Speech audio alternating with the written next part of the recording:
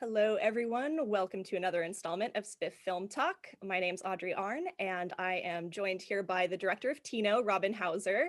And let's get this started. Robin, how are you doing? Good, Audrey. How are you? Thanks for having me on. Yeah, of course. Could you start by telling us a bit of background about just this project and how you know Tino and how this short film concept kind of came into fruition? Yes. Oh, Tino was a passion project, 100% passion project. I grew up spending my weekends. I was privileged enough to spend my weekends on a cattle ranch in Northern California in a small town called Hopland. And I think I was 2 years old the first time I went up there. My father bought a little bit of property, and Tino was on the ranch, and he was the cattle foreman. It was a working cattle ranch. So it was a cow calf operation, meaning we had cows and they bred calves, and then the calves got to be a certain age and they would sell them off to, wherever they go afterwards. um, but um, but Tino was the foreman of the ranch, and I think he started working there when he was 18. I met him when he was probably, oh, I can't do the math, but maybe he was 35 or 40 or so when I was, really little. And the ranch is a place that is so near and dear to my heart that I've always thought I want to do a film about Tino. How amazing is it that this man has dedicated his entire life to the land and to the cows and to, this passion for raising cattle. Yeah, the ranch is stunning how you capture it. And one of the things I particularly liked about the film is, I originally hail from kind of around those parts from Chico, which I love is mentioned in the film Yeah. as a big cattle area as well. But the character, that landscape, people not from California don't tend to think of that view of California, which is a, the landmass. I think the majority, they think of Los Angeles or the coastal offerings, but I love how you kind of capture that visual character. Can you tell us a bit about that, the character of the ranch and that landscape of the golden California hills? And Yeah, that's true. I mean, people know about Hollywood and people know about the Napa and the vineyards, but people don't really know about Northern California and sort of in Mendocino County, but not the coast of Mendocino. So we're inland a little bit. It's rolling hills, it's oak trees, it suffers greatly from drought, and then when we do get rain, the Jeep trails get washed out. I mean, it's really a unique place in California. I honestly think growing up, I didn't realize how lucky I was to have 3,000 acres to be able to run around on. And I, of course, as I grew older, I began to realize what an incredible gift this ranch was. And so it is so beautiful. Whenever I just need to get away, it was going to Hopland and going to the ranch. And watching the cows. In fact, I remember, it's a funny story. I remember my parents, when I was young, probably too young, probably 9 or 10, my parents driving us out in this, 1968 Jeep into the middle of a cow pasture, waiting, the bull was in the pasture at the time, waiting until the bull mounted the cow and saying, "This is how babies are born." And I remember thinking, wait, I'm so confused. how but traumatizing. but it was Like, so are they much okay? fun. Yeah, right. I'm like, oh, okay. Like, I don't really want a bull on my back. No, but it was, so it's really been incredibly informative.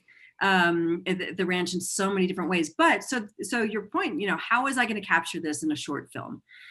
And the funny thing is, most people start with short films. I, as a filmmaker, started with long content with feature films, and then moved into this short film. I also didn't have any funding for this film, so this was coming out of my pocket, and I called on every favor from every friend, and I said, look, come up for an amazing weekend and bring your camera. And I was so fortunate to be able to find people who were skilled with drones, and this is before drones were overused, I'd like to say. And we got up early. We got up at 4:30 in the morning to meet Tino, to go out when he was feeding and to go get the feed. And I actually had a camera with me too. I was really excited to be able to get back to filming myself. And I'm grateful, to Freddie, who Gaytown, who filmed with me, very skilled, John Blomgren, who also filmed with me, really skilled cinematographers. So how long was the shoot itself? Was it just one day you rolled out there and shot everything, or? No, I remember inviting them up for like a long weekend, or maybe it was, midweek but for 2 nights or so. I mean, I was taking them away from their families, and Mm, but so everybody loves going to the ranch, right? So we did that, and then I actually shelved the project for quite a while because I made a film called Code Debugging the Gender Gap, and that really took a lot of my time, and it was just hard for me then to focus on Tino. But in the back of my mind was this thought, Tino's getting older, and I want to finish this, and it's a gift to him. I want mhm, him to see this. I want him to see himself through my eyes. And so then when Code was finished, I quickly, in fact, I think it was 2018. I think it was when Bias. I finally finished another film mm, called Bias, and I thought I need to get back out there. And so we went up one weekend and we did another probably 3-day shoot. mm. Yeah. Wow. So then, of that, how did you kind of narrow in what to focus on? Because there's a lot there. You kind of touch on a lot. There's even the way that California's been affected by climate change and by the drought and there's a lot of kind of universality, I think, that makes it in there. So how did you center the story Well, that's then? a really good question, and I have to tell you, I really owe this all to my writer and my co-producer Freddie Gaytem, because I literally was in the middle of making Bias film, and I just gave him all the footage, and I said, find a story in here. I know there's a story in here somewhere, but I don't think there's a feature film. I think it's a short. What's interesting, especially because I'm so inside his Mhm. world, that I didn't know what might be Right. interesting to the rest of the world. But the truth Yeah. is, I didn't really care. I didn't care about film festivals. I didn't care about, with this, I just wanted to create something so that he lived on for eternity, and I wanted to create something that I could show my family. It was really a gift, sort of, to the ranch, to my parents, and to Tino. Yeah. So I was delighted when I was able to. Freddie got back to me and he said, I think it's a short film. And I think we have to bring up the drought because, of course, the drought is such a big issue in his life, in our life, in any Californian's life. In Mhm. fact, right now, I don't think the creeks are even running today. We've got such a drought going on in California right now. And that's unheard of, for it to be January and the creeks not to be running, right? Yeah. So we knew that that was an important issue. And then this love affair between the two of them, Mm. between Gail and Tina, was such an important, I, that was an important part of the story. And I didn't realize she would steal the show, but she kind of does. Mhm. Um, but I owe it to Freddie for writing and putting the story together. Yeah, their relationship is definitely, I think I would say it's probably the glue of everything. It follows Tino, and I feel like you were so embedded, as the audience, we feel kind of embedded in his work and his world. And then as we zoom out a little, then we see the bigger picture, and his wife comes in. Um, that feels like when the story kind of comes together. So can you tell us a bit, having this personal relationship with them too, how the interviews did, so yeah, how what that interview process was like then? Okay, so I don't know if you can tell, but Tino is a man of few words Mhm. until you get him talking. He is a quiet man, and I've heard that he either likes you or he doesn't. I think I'm lucky because he likes me, and I very much like him. And so I had to go to him with a favor and say, I want to make a film about you. And he said, well, what's there to make a film about? And I said, everything. Just, would you mind if I followed you around with a few cameras for a while? And I said, all you have to do is go about yourself, just go about doing what you normally do. But then I'm going to need to interview you once or twice. And, to his credit, he said, okay, he trusted me. And Gail was delighted. And I think she probably in the background was telling him it was all okay. Mhm.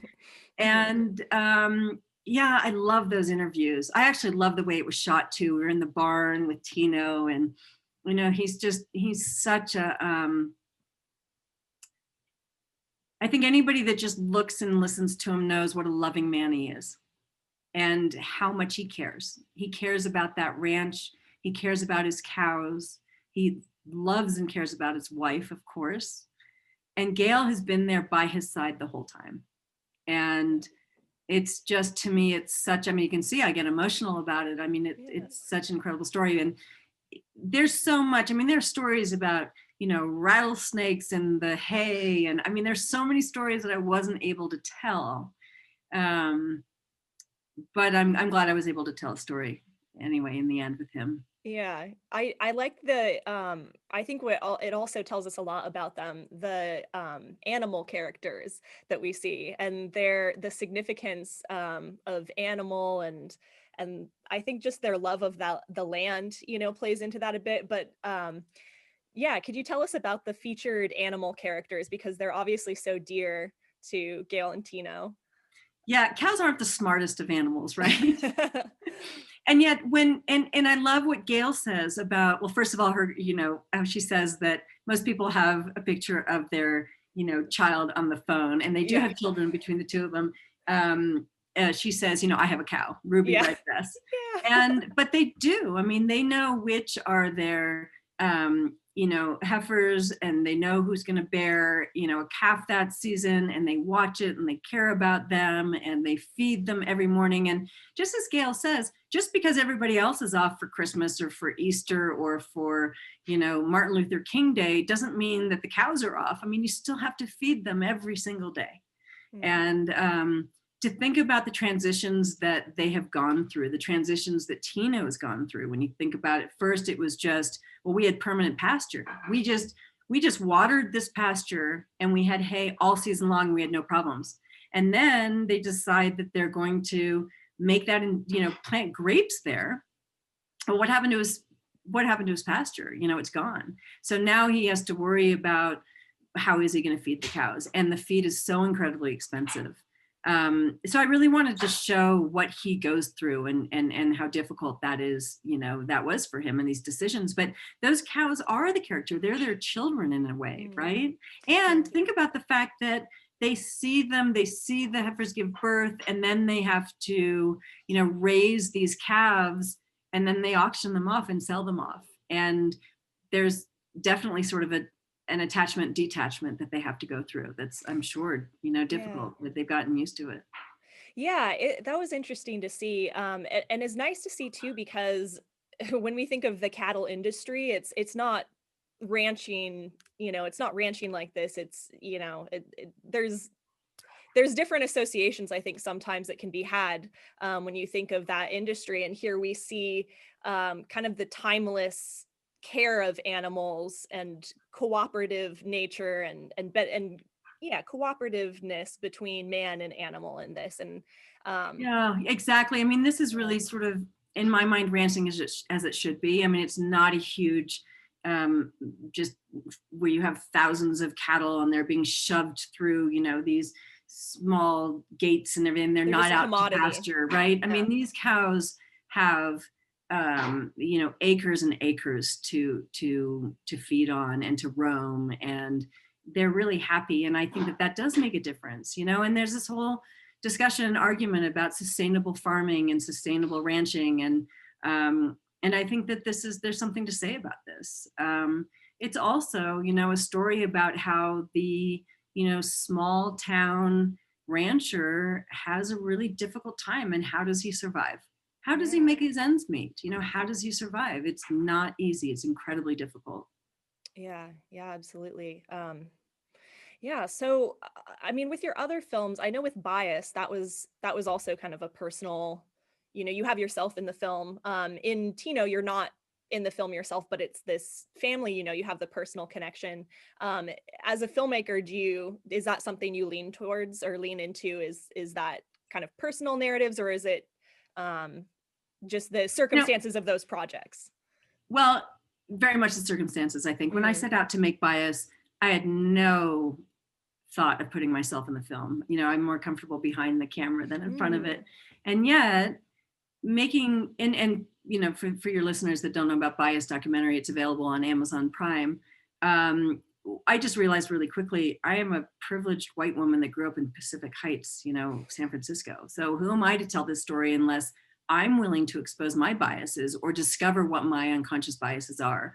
And so we were about a third of the way through filming before, as a team, we discussed the fact that I should probably be in the film and subject myself to this discovery and, make myself really vulnerable. It was frightening. The world premiere was a little scary, but ultimately it was the right decision for that film. I'm just now wrapping up a film called Savvy, which is about women, money, and power, how women need to take really an active role in personal finances. And I did not put myself in the film. I didn't want to be in the film when it came down to this. I think this is a film for sort of all women, and I chose some really compelling characters, and the viewers watched their stories with money and how what lessons they learned going through different money matters. Mm. So obviously with your preference then being behind the camera, what was there anything that you noticed with Tino or with Bias, I guess, that anything that stood out from that experience of putting yourself in there that was useful that that was useful to your filmmaking tool set, like having gone through that personal experience? Was there something that or Well, I think having, what it, you know, I I think what it taught me, Audrey, is that the audience wants to know that your film is believable. mm, The audience wants authenticity, and I had to be authentic. I had to be real. I had to be completely, totally vulnerable and expose myself in order for the audience to accept me. And will I ever be in a film, my own film again? Sure. You know, if that's what it calls for, I'll do it. And it's not because I want, stage time or mhm. the spotlight at all. In fact, all I do is go, oh my God, look at those wrinkles. But but really what it's about is being authentic. And I think that filmmakers that show passion and show this emotional attachment, it's very possible to get that passion across without being in your own film, right? Without Mhm. narrating your own film. Right, If you like in can Tino. show, Because like you when did that with Tino, I Tino, hope. yeah. Yeah, well, thank you for that. And but I think it's just a different experience. And I think it depends on um the director and on what the film calls for. Yeah. Yeah, I always like to kind of round up the discussion too with what your wisdom that you gained from the project was that you would relay maybe to another filmmaker, or what maybe you would have wished was knowledge that you had going into the project. So with Tino, what was something that you really gleaned from that experience that you could pass on to It's other funny. filmmakers? Out of all my films, I've made 5 now, and I only one short for feature films. I'm really glad I made it. I'm proud of myself for making it because I was nervous. The hardest thing for me as a documentarian is invading somebody's space, and what you have to do to make a successful film, I really believe, is you have to get your subject to be vulnerable. You have to get them to open up. Mm, And that meant that I didn't want to go back to Tino and say, I need to bring the cameras back up again. I didn't want to disrupt his life. And yet I had to for that scene in the kitchen. We needed one more really intimate scene and discussion between the two of them. And so I said, can I just come sit down and have a cup of tea with Gail, and let me just ask you questions. And that's how that scene sort of unfolded. And it was completely organic, but of course, we're there with lights and a camera and everything else.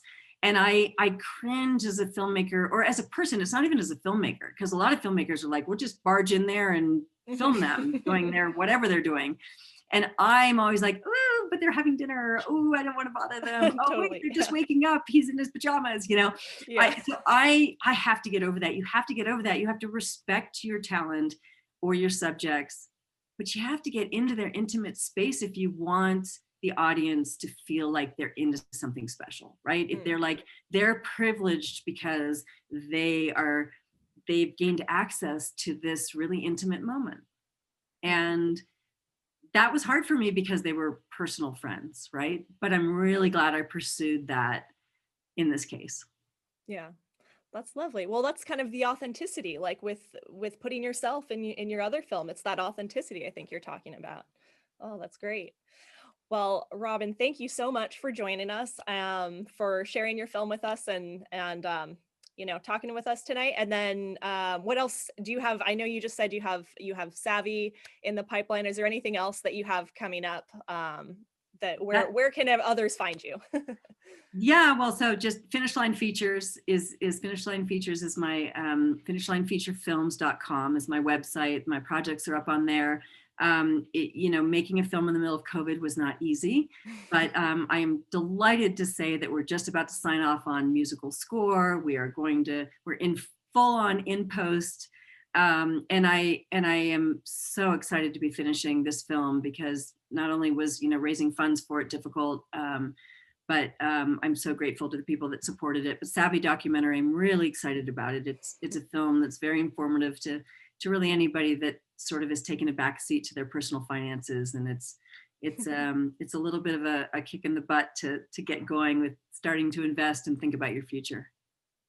Awesome. Cool. Well, thank you so much again for joining us, and have a great night. Take care. Thank you. I'm a huge fan of Santa Thanks. Barbara Film Festival, so thank you so much. Thanks. Have a good night.